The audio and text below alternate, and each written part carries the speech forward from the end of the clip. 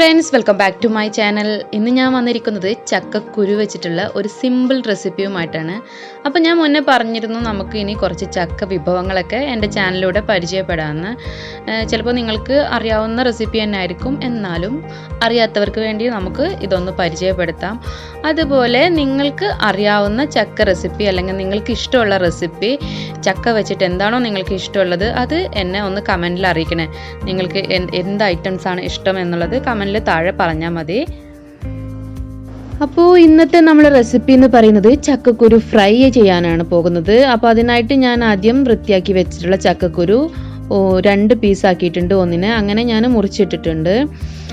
ഇതുപോലെ ഒരു കുക്കറിലേക്ക് ഇട്ട് കൊടുക്കുക. അത് നമുക്കൊന്ന് വേവിച്ചെടുക്കണം. അപ്പം അതിലേക്ക് 1 ടീസ്പൂണ് മുളക് പൊടിയും അതുപോലെ തന്നെ 1/4 ടീസ്പൂണ് മഞ്ഞൾപ്പൊടി ഇട്ട് കൊടുക്കുക.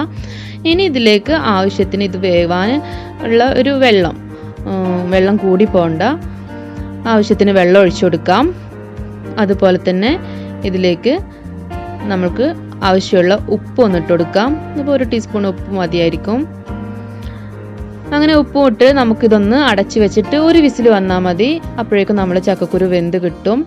അത് കഴിഞ്ഞിട്ടാണ് നമ്മളിതിനെ ഫ്രൈ ചെയ്തിരുന്നത്. ഇതിനെടുത്തിട്ട് വേണം ഫ്രൈ ചെയ്യാനായിട്ട്.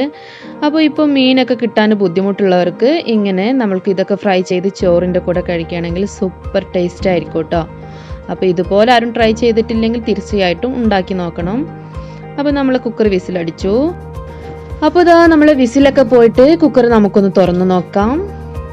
കണ്ടല്ലോ, നമ്മൾ ചക്കക്കുരു ഇവിടെ നന്നായിട്ട് വെന്ത് കിട്ടിയിട്ടുണ്ട്. ഇനി നമ്മൾക്കിത് ഫ്രൈ ചെയ്യാനായിട്ട് തുടങ്ങാം. അതിനായിട്ട് ഞാനൊരു പാൻ അടുപ്പത്ത് വെച്ചിട്ടുണ്ട്. ഇതിലേക്ക് നല്ല വെളിച്ചെണ്ണയാണ് ഒഴിച്ചു കൊടുക്കുന്നത്. അപ്പോൾ ഇതൊക്കെ ഫ്രൈ ചെയ്യുമ്പം നല്ല വെളിച്ചെണ്ണയാണ് നല്ലത്.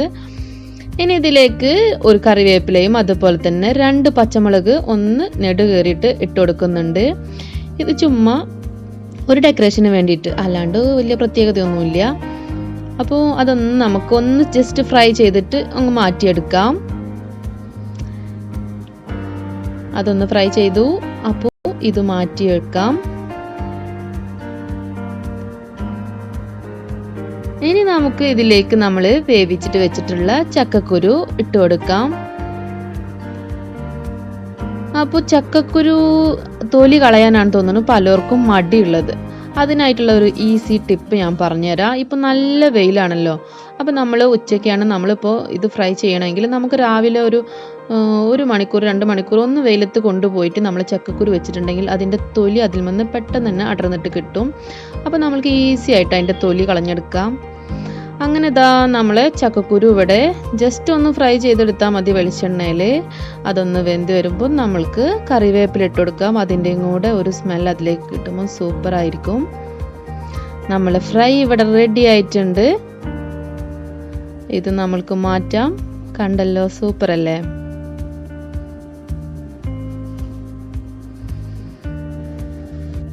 അങ്ങനെ ഞാൻ ചക്കക്കുരുയൊക്കെ നമ്മളൊരു സർവിങ് ഡിഷിലേക്ക് മാറ്റിയിട്ടുണ്ട്. കണ്ടല്ലോ, സൂപ്പറല്ലേ?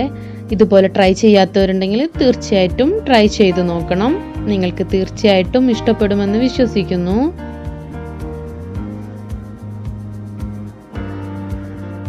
അപ്പോൾ ഈ വീഡിയോ ഇഷ്ടപ്പെട്ടാൽ ലൈക്ക് ചെയ്യുക. ഇഷ്ടപ്പെട്ടിട്ടില്ലെങ്കിൽ തീർച്ചയായിട്ടും ഡിസ്ലൈക്ക് അടിച്ചോളൂ.